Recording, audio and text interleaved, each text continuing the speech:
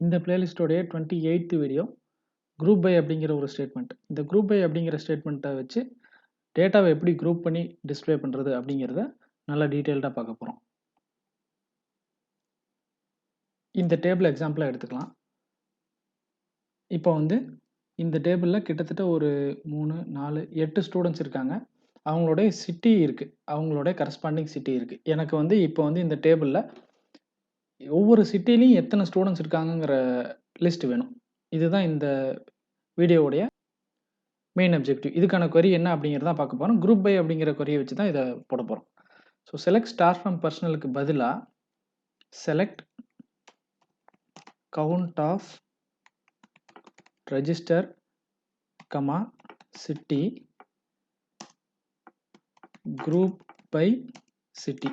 அதாவது என்னன்னா, ஒரு சிட்டி அதோடைய கவுண்ட் அப்படிங்கிறது டிஸ்பிளே ஆகும் குரூப் பை சிட்டின்னு போட்டோம்னா.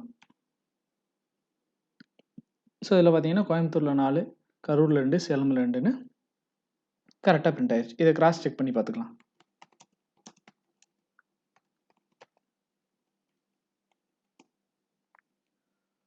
ஸோ கோயம்புத்தூரில் 4, கரூரில் 2, சேலமில் 2. ஸோ நம்மக்கிட்ட வந்த டேட்டா கரெக்ட். இப்படி தான் வந்து குரூப் பை அப்படிங்கிற ஸ்டேட்மெண்ட்டை MySql யூஸ் பண்ணணும். தேங்க்ஸ் ஃபார் வாட்சிங்.